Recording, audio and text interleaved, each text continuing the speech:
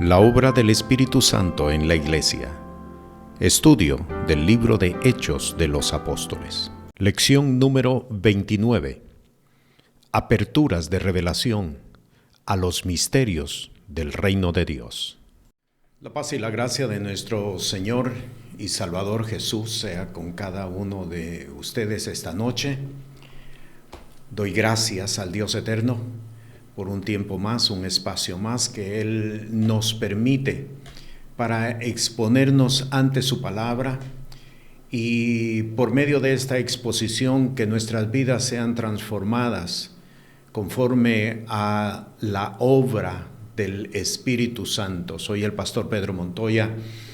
Esta noche vamos a estudiar los capítulos 17 y 18 del libro de los Hechos de los Apóstoles.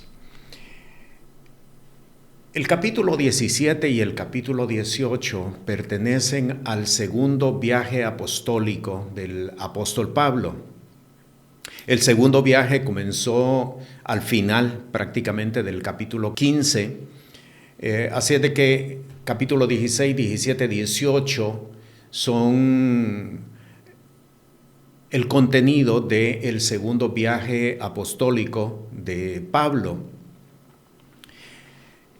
A manera de introducción, quiero decir esta noche, el segundo viaje apostólico pretendía ser prácticamente una copia del primer viaje apostólico. Recordemos que en el capítulo 13, cuando el Señor llama por medio de su Santo Espíritu para que escojan a Pablo y a Bernabé, ellos viajan a Chipre y de Chipre suben a lo que es hoy Asia Menor y allí visitan ciudades como Listra, Derbe, Iconio, Antioquía de Pisidia, estos lugares que estaban bastante cercanos, vamos a decirlo así, bastante cercanos a donde Pablo estaba ubicado.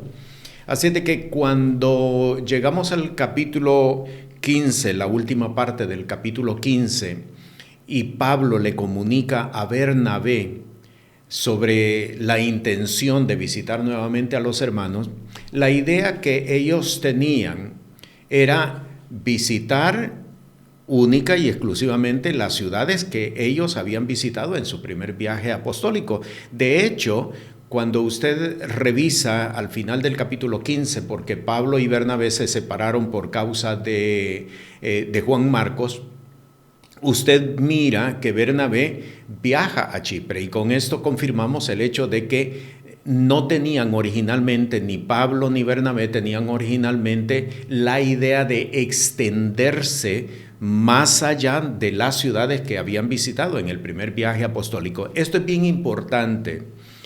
Parece sencillo, pero realmente es bien importante. ¿Por qué razón?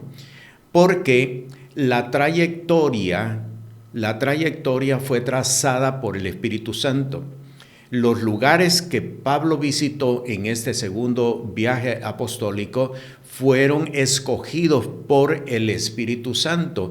¿Y por qué razón? Hay dos razones particulares. Una, porque se está extendiendo el mensaje del Evangelio a los gentiles, que era el propósito por el cual Dios había escogido a Bernabé y a Saulo. Y la segunda razón es porque en este proceso Dios le entrega a Pablo una revelación que hasta ese momento Pablo la desconocía.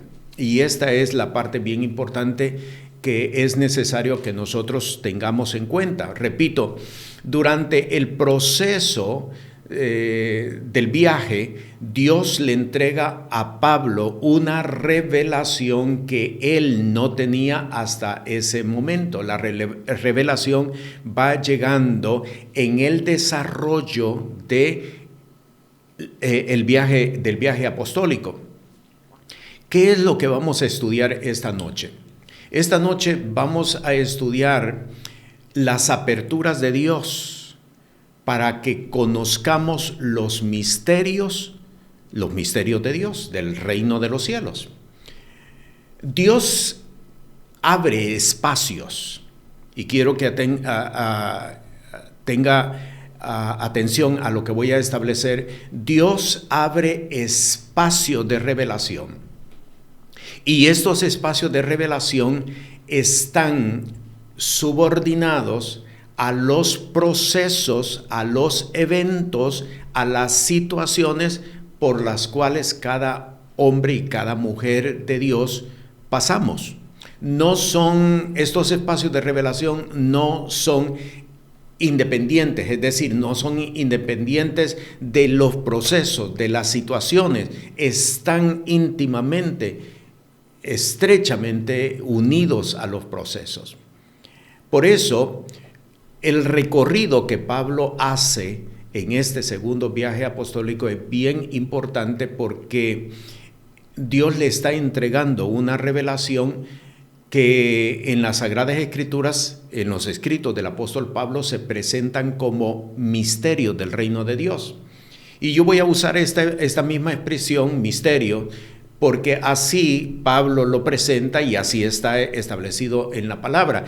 La palabra misterio, en el tiempo del apóstol, tiene que ver con cosas que están escondidas, no descubiertas para el hombre. Por eso es que Pablo utiliza esta expresión. Y no es únicamente Pablo quien único la utiliza, sino que también la expresión fue utilizada por nuestro Señor y Salvador Jesús. Si usted revisa en Mateo capítulo 13, donde se presentan varias parábolas, entre ellas la parábola del sembrador, la parábola del trigo y la cizaña, los discípulos le preguntaron a Jesús y le dijeron: ¿por qué les enseñas por parábolas? Porque era difícil que ellos pudieran entender un mensaje con la parábola. Y el Señor le responde a sus discípulos y le dice: para que vean, para que viendo no vean y para que oyendo no entiendan. El propósito no era explicarles acerca de algo. Y a continuación Jesús mismo les dice: a vosotros os es concedido conocer los misterios del reino de Dios. Así que la palabra en el original fue utilizada por Jesús mismo, y así es como está presentada en la Sagrada Escritura. Esta noche, en la enseñanza de esta noche, vamos a ver que Pablo recibió 4 grandes misterios, 4 grandes enseñanzas, 4 grandes revelaciones, y las vamos a estudiar esta noche. Quiero que vayamos al capítulo 17 para que tengamos una referencia de cuál fue la trayectoria del apóstol. Vamos a revisar capítulo 17, versículo 1 dice: y pasando por Anfípolis y Apolonia, llegaron a Tesalónica, donde estaba la sinagoga de los judíos. Recordemos que en el capítulo 16, Pablo había llegado desde Troas hasta Filipos, que era prácticamente la primera ciudad macedónica. De Filipos fue expulsado, y allí tenemos el versículo 1 que acabamos de leer. Llega a Apolonia, Anfípolis, Apolonia, y finalmente llegaron a Tesalónica. Sigo leyendo, me traslado hasta el versículo 10. Entonces los hermanos, luego de noche, enviaron a Pablo y a Silas a Berea, los cuales, habiendo llegado, entraron en la sinagoga de los judíos. Pablo es expulsado de los lugares. No les es permitido por los judíos, que se vuelven intolerantes acerca de la presencia del apóstol por lo que él está enseñando, y lo van expulsando de los lugares. Me traslado al versículo 14. Empero luego los hermanos enviaron a Pablo que fuese como a la mar, y Silas y Timoteo se quedaron allí. Y los que habían tomado a cargo a Pablo le llevaron hasta Atenas, y tomando encargo para Silas y Timoteo que viniesen a él lo más presto que pudiesen, partieron. Me traslado ahora hasta el capítulo 18, versículo 1. Pasadas estas cosas, Pablo partió de Atenas y vino a Corinto. Versículo 5. Y cuando Silas y Timoteo vinieron de Macedonia, Pablo estaba constreñido por la palabra, testificando a los judíos que Jesús era el Cristo. Me traslado al versículo 9. Entonces el Señor dijo de noche en visión a Pablo: no temas, sino habla y no calles, porque yo estoy contigo y ninguno te podrá hacer mal, porque yo tengo mucho pueblo en esta ciudad. Y el versículo 11 nos describe que Pablo, juntamente con Silas y Timoteo, pasaron 1 año y medio aquí en Corinto. Hagamos un resumen de lo que hemos visto hasta este momento. Por una visión que Pablo tiene en Troas, llegan a Filipos. En Filipos son expulsados por los judíos, celosos, llenos de envidia por lo que los gentiles están acogiendo de Pablo. Lo expulsan, llega a Tesalónica. De Tesalónica de igual manera lo expulsan, llega a Berea. De Berea lo expulsan y llega hasta Atenas. Vea cómo él viene bajando. Si toma un mapa, usted va a ver cómo va bajando hacia el sur. Llega hasta Atenas, no pasa mucho tiempo en Atenas y finalmente el apóstol se mueve hasta Corinto. En Corinto permanecieron 1 año y medio completo. Y es aquí en Corinto que el apóstol escribe 2 epístolas, sus primeras 2 epístolas. ¿Dónde las escribe? En Corinto. ¿Cuáles son estas epístolas? Primera y segunda epístola a los tesalonicenses. Por supuesto, con una diferencia de aproximadamente 1 año. Desde Corinto él escribe a Tesalónica. En algunas Biblias aparece que Tesalonicenses fue escrito desde Atenas, pero no pudo haber sido escrito desde Atenas, porque cuando usted revisa la primera epístola a los tesalonicenses, Pablo hace referencia a una región, la región de Acaya. La región de Acaya, donde se encuentra precisamente Corinto, Pablo no había llegado hasta Corinto todavía, por lo tanto, entonces no pudo haber escrito la epístola desde Atenas, porque él está haciendo referencia a un sitio que todavía él no ha llegado. Así es que la primera epístola y la segunda epístola a los tesalonicenses fue escrita precisamente desde Corinto. Para que nosotros veamos entonces cómo el proceso por el cual viene atravesando el apóstol es precisamente apertura de Dios para que él reciba una revelación, misterio, como él lo presenta, una revelación que hasta ese momento él no la conocía.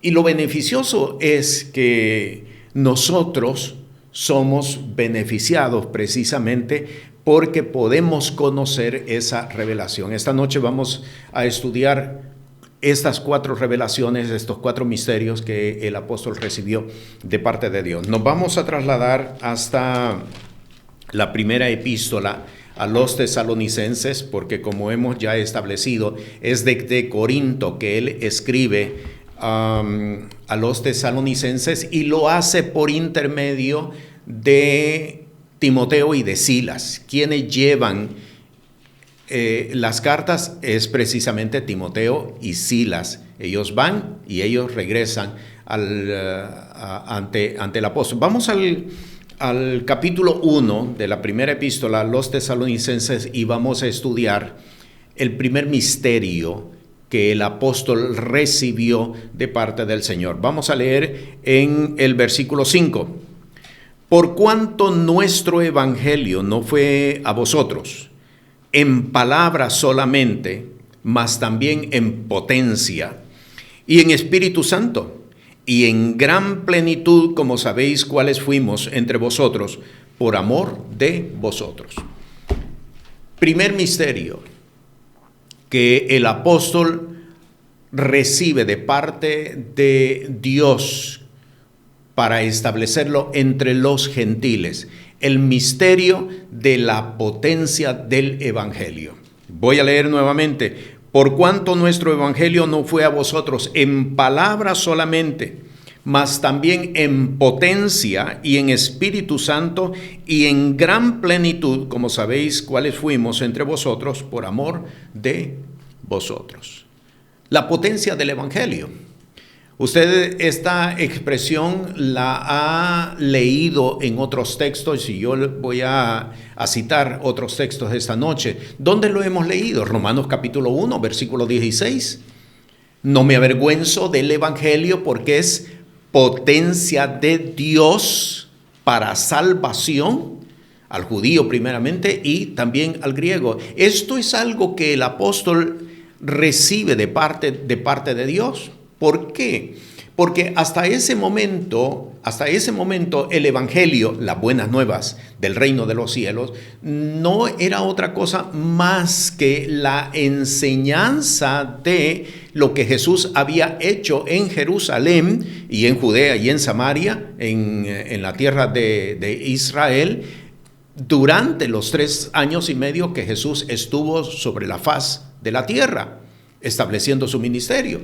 Esto es lo que ellos enseñaban. ¿Dónde usted lo puede ver? Lo puede ver en Hebreos, en el capítulo 6, en el versículo 1. Dice de que habiendo pasado las primeras enseñanzas en la doctrina de Cristo, era precisamente lo que ellos enseñaban. La doctrina del evangelio originalmente consistió en enseñanzas de Jesús, en los hechos de Jesús. Por eso cuando usted lee el Evangelio de Lucas, que fue escrito precisamente por el mismo que escribe Hechos de los Apóstoles, el escritor Lucas dice: estas cosas te escribo para que sepas la verdad en la que nosotros fuimos enseñados. ¿De qué está hablando? Acerca de la enseñanza de Jesús. El evangelio hasta ese momento había consistido en qué es lo que Jesús había hecho, qué es lo que Jesús había establecido como parte de sus enseñanzas.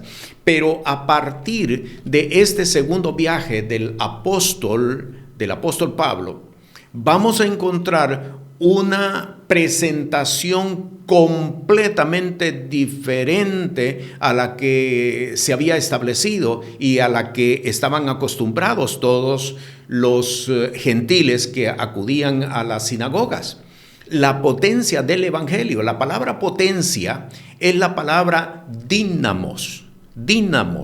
Es la palabra en griego original dínamos, de donde procede la palabra que nosotros conocemos como dinamita.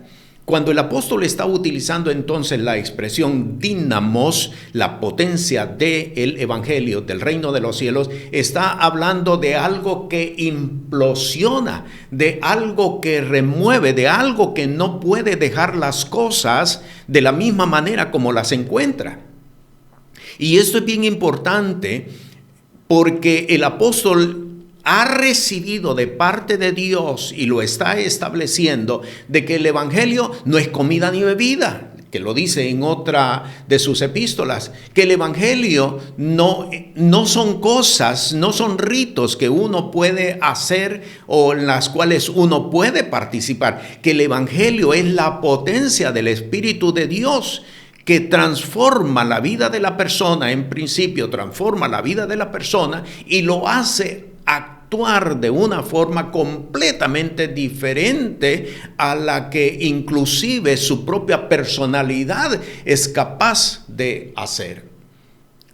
Por eso, este misterio, el misterio de la potencia del evangelio, es la primera revelación que el apóstol recibe en el proceso de ser llevado desde Filipos hasta Corinto, un viaje que le toma más de 1 año y medio, como lo hemos leído en el capítulo 18 de Hechos de los Apóstoles.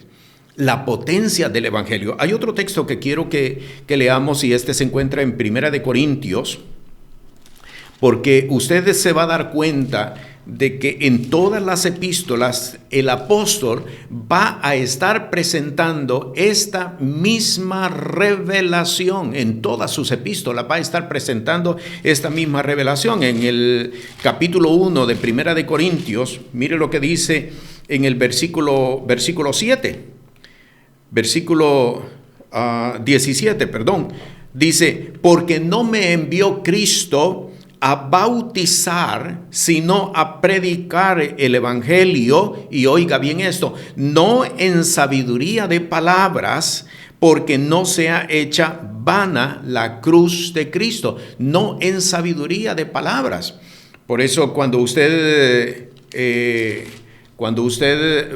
revisa el resto de ese mismo capítulo, llega al versículo 27 y el apóstol por el Espíritu de Dios establece, antes lo necio del mundo escogió Dios para avergonzar a los sabios, y lo débil del mundo escogió Dios para avergonzar lo fuerte, y lo vil del mundo y lo menospreciado escogió Dios, y lo que no es, para deshacer lo que es, para que ninguna carne se jacte en su presencia. ¿De qué está hablando el apóstol? El apóstol no está hablando de argumentos, el apóstol no está hablando de homilética, el apóstol no está hablando de hermenéutica, el apóstol está hablando del poder del Espíritu Santo. El poder del Espíritu Santo que transforma la vida del hombre, el poder del Espíritu Santo que transforma la vida de la mujer, el poder del Espíritu Santo que remueve todo lo que haya en el ambiente y establece el reino de Dios y su justicia. ¿Qué era lo que Pablo estaba haciendo? ¿Por qué estaba viajando por todos estos lugares? Que cuando venimos a ver son grandes distancias. Si usted se ubica en un mapa y comienza a medir distancias, se va a dar cuenta de que el apóstol está viajando grandes distancias. ¿Qué es lo que está haciendo? Podríamos nosotros contestar, está fundando iglesias. Y yo tengo que decirle, no está fundando iglesias. Porque el evangelio no es una fundación o una actividad para fundar iglesias. El evangelio es para establecer el reino de Dios y su justicia sobre la faz de la tierra. Por lo tanto, entonces, esta primera revelación que el apóstol recibe es contundente en cuanto al mensaje, porque no se trata solamente de tener conocimiento. El evangelio no es conocimiento, el evangelio no es teoría, el evangelio no es lo que nosotros sepamos, el evangelio es lo que el Espíritu de Dios hace en la vida del hombre, es lo que el Espíritu de Dios hace en la vida de la mujer. No me envió Cristo a bautizar, como lo presenta en Primera de Corintios. Me envió a establecer potencia de Dios. Potencia de Dios. ¿Qué es el evangelio? ¿Qué es la vida de fe? ¿Qué es la vida espiritual? Potencia de Dios. Por eso, en algún otro de sus escritos, el apóstol escribe y dice: todo lo puedo en Cristo que me fortalece. Y ese todo lo puedo es la convicción de que si el Espíritu de Dios habita en nosotros, habita en el hombre de Dios, habita en la mujer de Dios, y el hombre y la mujer se mueven de acuerdo a el señorío de Cristo Jesús, todo lo puedo en Cristo que me fortalece. Todo en Cristo que me fortalece. En Colosenses, en el capítulo 2, Colosenses capítulo 2, el apóstol establece también esta palabra, y le estoy dando distintos versos en varias epístolas para que nosotros veamos de que el apóstol este contenido lo expresa en todas sus epístolas. Las vamos a encontrar en todas sus epístolas. Capítulo 2 dice, en el versículo 2, para que sean fortalecidos sus corazones, unidos en amor y en todas riquezas, de cumplido entendimiento, para conocer el misterio de Dios, del Padre y de Cristo. Y aquí la palabra que quiero destacar es cumplido entendimiento. ¿Qué significa cumplido entendimiento? Quiere decir algo pleno, algo total, algo que es íntegro, que no deja un vacío, que no deja un espacio de vacío, que todo lo llena, que todo lo hace comprender.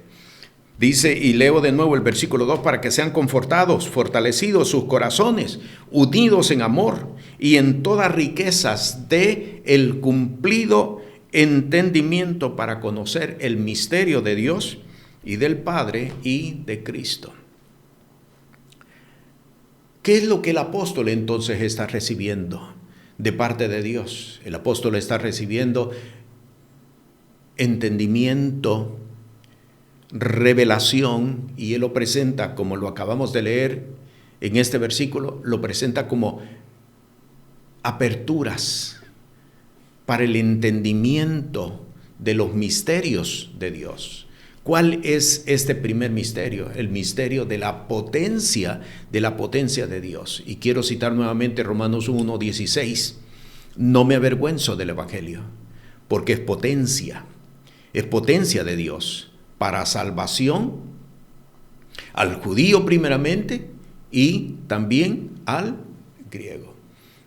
Volvamos a Tesalonicenses, que es el texto que tenemos que revisar, porque como lo establecimos desde un principio, el apóstol en su estadía en Corinto es desde donde él escribe la primera epístola, que es la que estamos estudiando, y varios meses después la segunda epístola.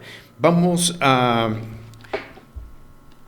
capítulo 1 siempre, y quiero leer ahora el versículo 9, para que podamos estudiar cuál fue el segundo misterio que Dios le descubre al apóstol Pablo, porque ellos cuentan de nosotros cuál entrada tuvimos a vosotros y cómo os convertisteis de los ídolos a Dios para servir al Dios vivo y verdadero. Cómo os convertisteis de los ídolos a Dios para servir a Dios vivo y verdadero. Segundo misterio que le es descubierto al apóstol Pablo, el misterio de la conversión de los ídolos a Dios. Y esto es prácticamente la extensión del primer misterio. No me avergüenzo del Evangelio porque es potencia de Dios. La conversión de los ídolos al Dios vivo y verdadero no se da por conocimiento. No se da porque la gente adquiere conciencia de que está adorando o siguiendo ídolos. Porque tengo que decirle algo, nadie sabe que está sirviendo a ídolos, nadie lo sabe, aun cuando lo estén practicando, nadie lo sabe. ¿Por qué razón? Porque cuando una persona está sirviendo a ídolos, y dicho sea de paso, los que están operando detrás de los ídolos son demonios. Cuando una persona está sirviendo a ídolos, su mente está atada. Hay vendas en los ojos que no le permiten ver ni tener conciencia de lo que él o ella está haciendo. Y en cuanto a esto, de que los ídolos son, de que detrás de los ídolos están operando demonios, vamos a Primera de Corintios, para que usted tenga este texto. Primera de Corintios en el capítulo 10, vea lo que dice el versículo 20. Antes digo que lo que los gentiles sacrifican, a los demonios lo sacrifican y no a Dios. Lo que está operando detrás de un ídolo son demonios. Ahora, ¿qué son ídolos? ídolos, y este es el concepto o la definición primaria, y en algunos casos la única que muchos tienen. Ídolos son todos aquellas figuras o aquellos dioses falsos o aquellos dioses paganos ante los cuales los antiguos moradores de la tierra se postraban. Y decía hace unos segundos, este es el concepto más extendido que la mayoría tienen en cuanto a lo que son ídolos y en cuanto a lo que es idolatría. Pero tengo que decirle que ídolos es todo aquello que sustituye a Dios. Ídolo es un valor. Ídolo es un concepto. Ídolo es una imagen. Ídolo es un concepto que el hombre tiene ante el cual se postra o por el cual vive. Alguien podría decir, bueno, pero es que yo no tengo ídolos. Tendríamos que revisar. ¿Cuántas personas usan talismanes? ¿Cuántas personas usan talismanes? Un talismán es la evidencia de que un hombre está siguiendo un ídolo. Un talismán es la evidencia de que una mujer está siguiendo ídolos. ¿Por qué? Porque los ídolos es todo aquello que sustituye a Dios, es todo aquello que te da seguridad, es todo aquello que te presenta una confianza de que algo va a salir bien, de que algo va a ser desarrollado tal y como ha sido planificado. Un ídolo es todo aquello en lo que el hombre ha depositado una confianza, una seguridad, en todo aquello lo que el hombre ha depositado un valor. Y entonces la imagen cambia completamente. ¿Por qué? Porque hay personas que le han dado valor a un cuadro, que le han dado valor a un objeto, pues precisamente eso es un ídolo. Que te quiten ese elemento, que nos quiten ese elemento. ¿Y qué es lo que va a suceder? Todo se viene abajo, se desmoraliza la persona, se entra en algunos casos en procesos de depresión. ¿Por qué? Porque había un valor en lo cual él o ella había depositado una confianza. Por lo tanto, entonces, este misterio que le es revelado al apóstol Pablo, el misterio de la conversión de los ídolos a Dios, es obra del Espíritu Santo. No se hace solamente por conocimiento, no se hace. ¿Cuántas veces hemos escuchado a una persona cuando se le ha dicho, por ejemplo, oye, pero eso que tú tienes allí es un ídolo? Y por lo general, las personas responden, pero es que no me estoy postrando ante él, pero es que no me estoy postrando ante esto. ¿Ha escuchado expresiones similares o a lo mejor en algún momento las ha pronunciado? Precisamente esto es porque la persona está cegada y no puede entender que aquello que tiene en su casa, en su propiedad, entre sus pertenencias, se ha constituido en un ídolo. Por lo tanto, las personas no saben que están sirviendo o siguiendo a ídolos, no saben que tienen ídolos en su casa y por lo tanto no pueden convertirse de los ídolos al Dios vivo y verdadero. Este es un misterio, esta es una revelación que es dada a conocer precisamente por el Espíritu de Dios. Primera de Corintios en el capítulo 12, en el versículo 2, vea lo que el apóstol establece, y es la característica del hombre y es la característica de la mujer que no están caminando conforme al señorío de Cristo Jesús. Sabéis que cuando erais gentiles, ibais, como erais llevados a los ídolos mudos. Cuando erais gentiles, eras llevado a los ídolos mudos. ¿Por qué? porque es la tendencia del hombre adámico, es la tendencia de la mujer adámica, es la tendencia del hombre y de la mujer que no han depositado su fe en Cristo Jesús, que no están confiando en el Señor. Los ídolos. En Colosenses también, este es otro texto que nosotros debemos de revisar, y para que nosotros veamos cómo este conocimiento, esta revelación está contenida en todos los escritos del apóstol. Colosenses capítulo 1, vea lo que dice versículo 12 y versículo 13. Dando gracias al Padre que os hizo aptos para participar de la herencia de los santos en luz. Y versículo 13, que nos ha librado de la potestad de las tinieblas y nos ha trasladado al reino de su amado Hijo.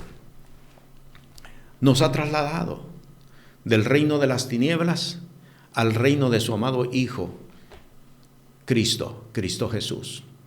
Y esta es la revelación que el apóstol está recibiendo. Por eso en el capítulo 17, cuando usted lee de Hechos de los Apóstoles, cuando usted lee el relato, el apóstol llega a Atenas y dice el relato de que su espíritu estaba conturbado por cuánta idolatría había en la ciudad. Y si usted observa, el apóstol no se detuvo mucho tiempo, aunque predicó en el Areópago y hubo unos cuantos que se convirtieron, él no se quedó mucho tiempo en Atenas, precisamente por la mucha proliferación de la idolatría en ese lugar. Yo quiero decirle esta noche que la idolatría es la base de una operación satánica en los lugares donde se establece. Las personas no pueden ser libres hasta que no entiendan que sus vidas están sirviendo y siguiendo a ídolos. Muchas ciudades no pueden obtener el progreso que buscan, aunque tienen todos los recursos para alcanzarlo, precisamente por la idolatría que se ha establecido en los lugares. Y en muchos de los casos, por la idolatría en la cual o con la cual el pueblo de Dios también participa. ¿Por qué? ¿Cómo es posible que un pueblo de Dios pueda participar de la idolatría? Bien sencillo. Cuando no se denuncia, cuando se tolera, la persona, el hombre de Dios, la mujer de Dios, se constituye también en cómplice de aquellos que practican tales cosas. No se trata solamente de practicarlas, se trata de permitirlas y tolerarlas. Por eso, un hombre de Dios que camina en la revelación del conocimiento del misterio del reino de los cielos, denuncia la idolatría, porque de lo contrario se constituye en un cómplice de aquellos que están practicando dicha práctica. Segundo misterio, segunda revelación que el apóstol establece, que el apóstol recibe de parte del Espíritu de Dios, es el misterio de la conversión de los ídolos al Dios vivo y verdadero. Detrás de la operación de ídolos, detrás de la operación de la idolatría, hay demonios que están operando, como lo vimos ya en Primera de Corintios, en el capítulo 10, en el versículo 20. Voy a regresar a la primera epístola de Pablo a los tesalonicenses, porque esta es precisamente la epístola que él escribe desde Corinto y es la que resume prácticamente todo lo que el apóstol ha recibido hasta este momento. Vamos al capítulo 2 y vamos a leer el versículo 2 y luego me voy a trasladar hasta el versículo 17. capítulo 2, versículo 2 dice, pues aún habiendo padecido antes y sido afrentados en Filipos, como sabéis, tuvimos denuedo en Dios nuestro para anunciaros el evangelio de Dios, y escuche, con gran combate. Con gran combate. ¿De qué está hablando el apóstol? ¿De qué está hablando el apóstol? El versículo 18 versículo 17 y versículo 18 nos va a ampliar y dar la respuesta de esto precisamente que estamos presentando. Versículo 17, mas nosotros, hermanos, privados de vosotros por un poco de tiempo, de vista, no de corazón, tanto más procuramos con mucho deseo ver vuestro rostro. Por lo cual quisimos ir a vosotros, yo Pablo a la verdad, una y otra vez, mas Satanás nos embarazó. En otras versiones, mas Satanás nos estorbó. Tercer misterio, tercera revelación que el apóstol recibe en el desarrollo de este segundo viaje apostólico es el misterio de la guerra espiritual y de la liberación. No es un conocimiento, es una revelación, porque el Señor Jesús estableció, y esto está contenido en Mateo, Marcos, Lucas inclusive, dice, si yo por el Espíritu de Dios echo fuera los demonios, es porque el reino de los cielos ha llegado a vosotros. Y revisemos este texto para poder entender en qué consiste la guerra espiritual. Si yo por el Espíritu de Dios echo fuera los demonios, es porque el reino de los cielos ha llegado a vosotros. ¿Qué quiere decir estas palabras? Lo que quiere decir es que hay una consecuencia de algo que se ha establecido. ¿Cuál es la consecuencia? La guerra espiritual y la liberación. Si el reino de Dios se ha establecido en un lugar, lo que va a manifestarse como consecuencia directa es la guerra espiritual y la liberación. Si no hay guerra espiritual, si no hay liberación, entiéndase entonces, no se ha establecido el reino de Dios. Porque el reino de Dios no es comida ni bebida, porque el reino de Dios no son ritos, porque el reino de Dios no es solamente predicación, es la potencia del Evangelio, la potencia del Espíritu Santo. Por lo tanto, entonces, cuando el reino de Dios se establece en un lugar, lo que inmediatamente se va a desarrollar a continuación es guerra espiritual y liberación. Y este es el tercer misterio que el apóstol recibe de parte de Dios en el desarrollo de este segundo viaje apostólico. Cuando se establece reino de Dios, inmediatamente se establece liberación. Versículo 2, pues aún habiendo padecido antes y sido afrentados en Filipos, como sabéis, tuvimos de nuevo en Dios nuestro para anunciaros el evangelio de Dios con gran combate. ¿A qué se está refiriendo el apóstol con combate? No es solamente la persecución que se está realizando por parte de los judíos que no quieren que el apóstol predique el evangelio del reino de los cielos. No. Y aquí es donde vamos a entender Efesios capítulo 6, versículo 12. No tenemos lucha contra sangre y carne, que muchos de nosotros lo conocemos y muchos también lo hemos citado. No tenemos lucha contra sangre y carne. Lo que está sucediendo con estos judíos que están persiguiendo a Pablo, lo que está sucediendo con toda esta turba que está persiguiendo a Pablo, no es gente que está persiguiendo a Pablo, es que hay principados y potestades, que hay malicias en los aires que están moviendo multitudes para hacer que Pablo salga de los linderos de Macedonia. Recuerde la visión que él recibió: pasa a Macedonia y ayúdanos. ¿En qué sentido ayúdanos? a predicar la palabra. No, a liberar la región, a liberar de las tinieblas esta región donde se ha establecido mucha idolatría. Por lo tanto, entonces, el tercer misterio que el apóstol recibe es acerca de la guerra espiritual y de la liberación. Tengo que decir en esta noche, la guerra espiritual no es una opción. La guerra espiritual no es opcional para el pueblo de Dios. No se trata de si yo quiero, yo no quiero, a mí me gusta, yo me quiero preparar en la guerra espiritual, me quiero preparar en la liberación. No, de ese tema no me hablen, porque en realidad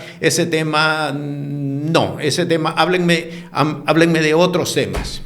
No se trata de una opción que nosotros tengamos. La guerra espiritual es parte del evangelio del reino de los cielos. Y esto es la revelación que el apóstol recibe y la revelación que él establece en los sitios donde va, la revelación que establece como parte del evangelio del reino de los cielos. No es opción, es parte del evangelio. ¿Por qué razón? Cuando usted va al libro de Génesis, en el capítulo 3, usted encuentra esta palabra directa de parte de Dios dirigida a Adán, a Eva y a la serpiente. Dice, la simiente de la mujer te herirá, te aplastará la cabeza. Primera parte. Y luego, a continuación, dice lo siguiente, la simiente de la serpiente te morderá en el carcañal. Observe el orden es bien importante.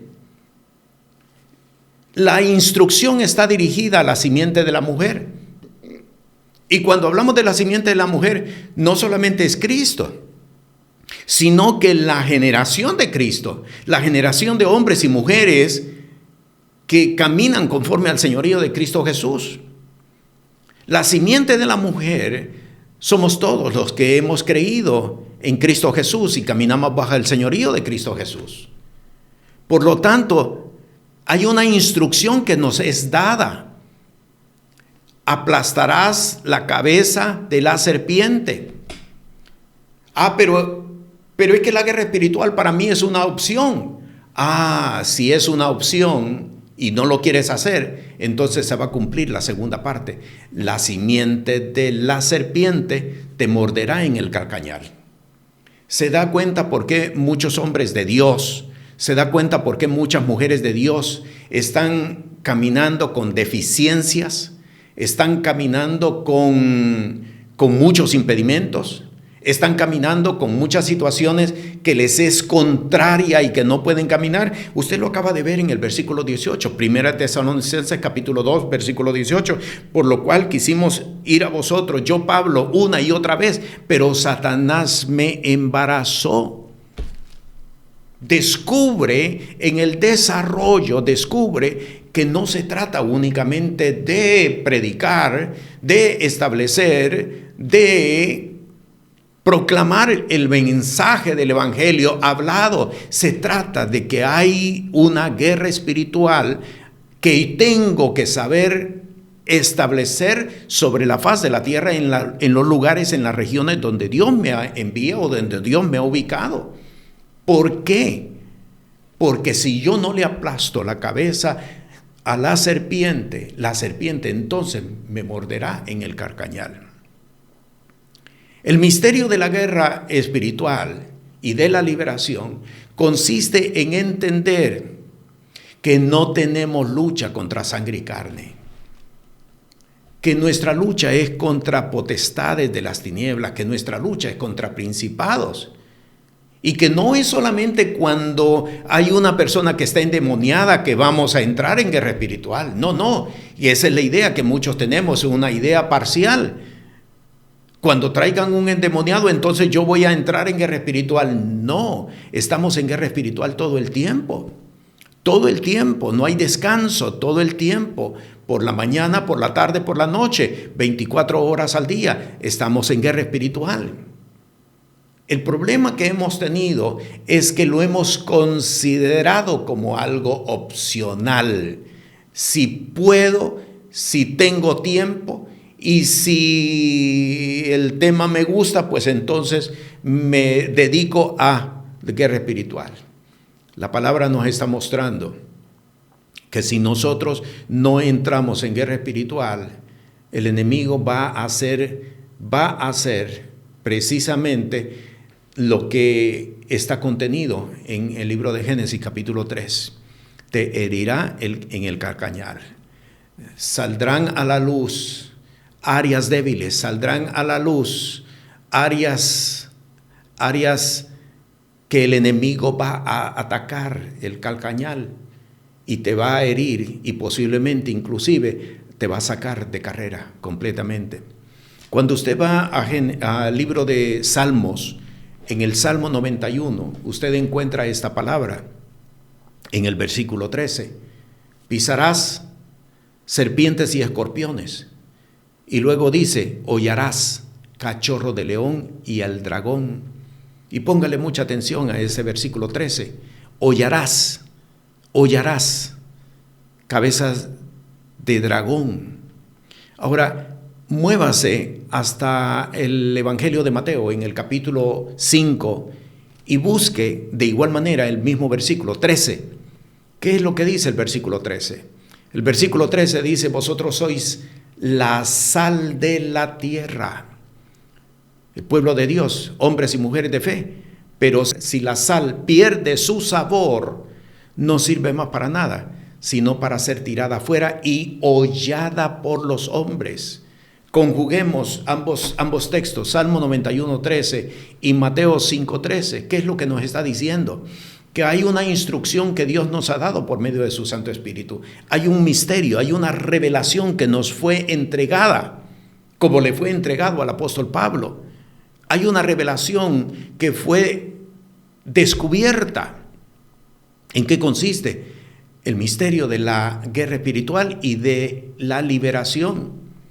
Pero si nosotros no cumplimos con las instrucciones que Dios nos ha entregado, Satanás hará con nosotros lo mismo que nosotros debimos haberle hecho a Satanás.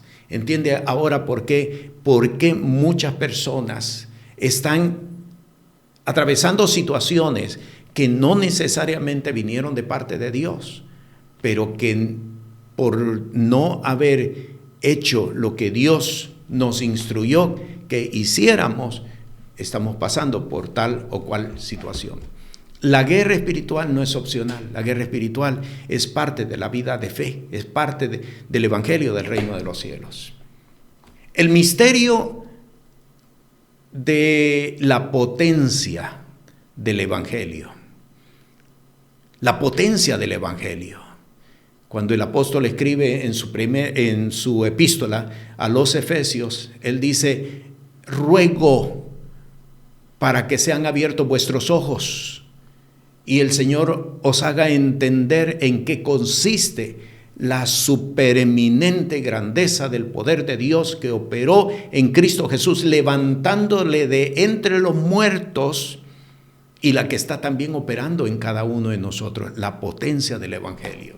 El misterio de la potencia del evangelio, el misterio de la conversión de los ídolos mudos al Dios vivo y verdadero. Y este tercer misterio, el misterio de la guerra espiritual y de la liberación. Me muevo de nuevo a 1 Tesalonicenses para estudiar el cuarto misterio que el apóstol recibe durante este viaje apostólico. Vamos al capítulo 4 ahora. Capítulo 4, y leamos desde el versículo 13 hasta el versículo 17. Tampoco, hermanos, queremos que ignoréis acerca de los que duermen, que no os entristezcáis como los otros que no tienen esperanza.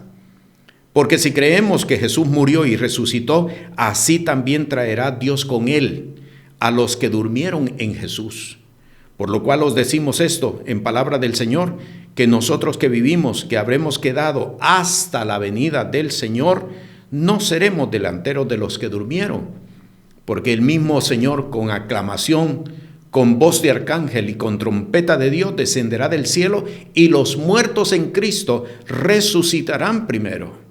Versículo 17, luego nosotros, los que vivimos, los que quedamos, juntamente con ellos seremos arrebatados en las nubes a recibir al Señor en el aire, y así estaremos siempre con el Señor. Cuarto misterio que el apóstol recibe durante este segundo viaje apostólico: el misterio de la resurrección de los muertos. ¿En qué consiste la resurrección de los muertos? La resurrección de los muertos que murieron en Cristo Jesús, o los muertos del tiempo antiguo, de los justos, serán levantados de la tierra, de entre los muertos, serán levantados a la venida de Jesús. Y esto es lo importante: a la venida de Jesús. Hay una doctrina que está invalidando completamente esto que está presentado en la Sagrada Escritura. ¿Cuál doctrina? La doctrina de el levantamiento pretribulacional de la iglesia. Esa es una doctrina falsa que se ha establecido y que se ha establecido por muchos lugares, pero no es conforme a la palabra del Señor. Porque la resurrección de los muertos y el levantamiento de la iglesia, o el levantamiento de los justos, es a la venida de Cristo Jesús. Claramente la palabra lo dice. Vamos a leer de nuevo, versículo 16. Porque el mismo Señor con aclamación, con voz de arcángel y con trompeta de Dios descenderá del cielo, y los muertos en Cristo resucitarán primero. Está claramente detallado en este verso. Luego nosotros, los que vivimos, los que quedamos, juntamente con ellos seremos arrebatados en las nubes a recibir al Señor en el aire, y así estaremos siempre con el Señor. Y esto, que es la venida de Cristo Jesús, claramente la palabra lo presenta.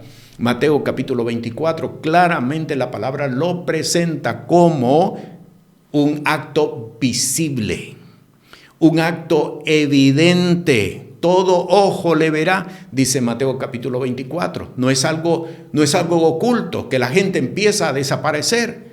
No, la palabra dice claramente que es algo visible. Si usted va a la segunda epístola del apóstol Pablo a los tesalonicenses, mire lo que dice en el capítulo 2, versículo 3. No os engañe nadie en ninguna manera, porque no vendrá sin que venga antes la apostasía. ¿Quién no vendrá? ¿De qué está hablando el apóstol? Está hablando de la segunda venida de Cristo Jesús. No vendrá, Jesús no vendrá sin que venga antes la apostasía y se manifieste el hombre de pecado, el hijo de perdición. El hijo de pecado, el hombre de perdición, es precisamente el que el apóstol Juan presenta como el anticristo. Es precisamente el anticristo. Entonces, claramente la palabra declara que la segunda venida de Cristo Jesús es después de la manifestación del anticristo. Y como hemos conocido en el libro de Apocalipsis, que la tribulación es introducida en el mundo por el anticristo, no hay un levantamiento pretribulacional, sino es posterior, tal y como lo dice la palabra. Dice el versículo 4, oponiéndose y levantándose contra todo lo que se llama Dios o que se adora, tanto que se asienta en el templo de Dios como Dios, haciéndose parecer Dios. Y esto es lo que el apóstol Pablo recibió de parte de Dios en este segundo viaje apostólico. ¿Por qué le escribe a los tesalonicenses de esta manera? Porque la persecución, y esto tendríamos que ir de nuevo a Hechos capítulo 17, porque la persecución que se levantó en Tesalónica fue tal que no solamente expulsó al apóstol de ese lugar, sino que también persiguió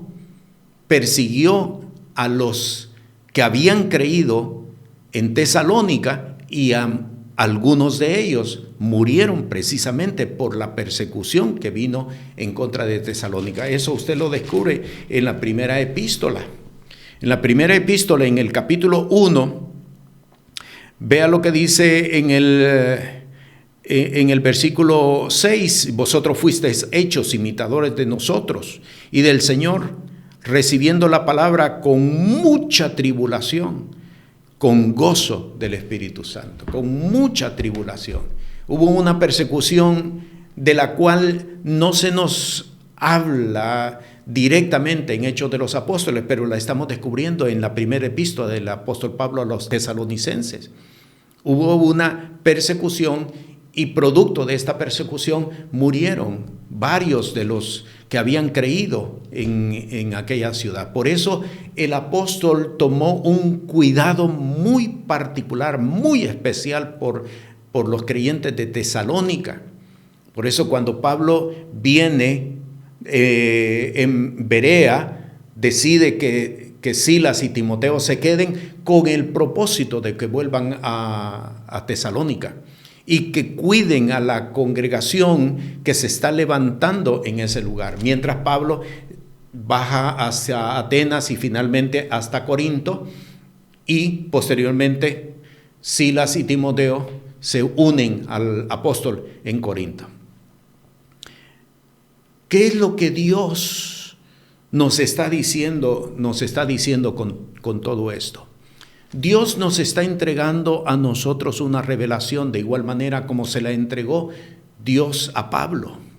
Y esta es la palabra que Pablo estableció en todos los lugares, en Corinto, en Éfeso, en Filipos, en todos los lugares que él visitó, para que el pueblo que Dios había escogido para salvación caminaran también bajo de esta misma revelación. ¿Cuál es esta revelación? La revelación de que el evangelio es potencia de Dios. No es un mensaje homilético, no es un mensaje hermenéutico, no es un mensaje que apela al razonamiento, no es un mensaje que apela al entendimiento, inclusive no es un mensaje que apela a los sentimientos o a las emociones de una persona. Es el mensaje que establece el reino de Dios y que saca al hombre, saca a la mujer de los ídolos mudos y los ubica en el reino de Dios y su justicia, que es precisamente el segundo misterio, la conversión de los ídolos al Dios vivo y verdadero. Es el mensaje total, es el mensaje global. El tercer misterio, la tercera revelación que él recibe es precisamente acerca de la guerra espiritual y de la liberación. La razón del por qué no podemos hacer lo que Dios quiere que nosotros hagamos, ni podemos establecer lo que Dios quiere que nosotros establezcamos, es precisamente porque no hemos querido entrar en guerra espiritual. Porque no queremos entrar en guerra espiritual. Pese a que a muchos nos gusta citar el capítulo 6 de Efesios, el versículo 12, no tenemos lucha contra sangre y carne. Y hablamos de malicias, hablamos de potestades, hablamos de principados, pero sin embargo no las reprendemos, porque hemos creído en muchos de los casos que es algo opcional. Es algo solamente para los ministros, es algo solamente para los pastores, es para el pueblo de Dios, es para el hombre, es para la mujer que ha recibido el evangelio del reino de los cielos y que está caminando bajo el señorío de Cristo Jesús. Y finalmente, cuarto misterio, el misterio de la resurrección de los muertos, pero no de todos los muertos, solamente de los muertos que han partido de esta tierra con la fe depositada en Cristo Jesús. Todo lo que para mí era ganancia lo he reputado en pérdida. Todos los que han renunciado precisamente a todo para decir, sí Señor, heme aquí, envíame a mí. Los muertos en Cristo Jesús, la resurrección de los muertos que han caminado bajo el señorío de Cristo Jesús, es a la venida de Jesús. Es a la venida de Jesús. Hay un texto más que quiero que usted tenga, es en Primera de Corintios, en el capítulo 15. Capítulo 15, vea lo que dice el versículo 22 y versículo 23. Porque así como en Adán todos mueren, así también en Cristo todos serán vivificados. Y está hablando de la resurrección. Versículo 23, mas cada uno en su orden. Cristo las primicias, el primero que resucita de entre los muertos es Cristo Jesús. Luego, los que son de Cristo, y vea la contundencia, en su venida. En su venida. Por lo tanto, entonces, nosotros tenemos que construir la vida de fe. La vida de fe no es algo ritual, no es algo que se desarrolla solamente ritualmente por medio de una iglesia. La vida de fe es caminar conforme a la revelación que Dios ha entregado. Lo hemos dicho y lo hemos establecido.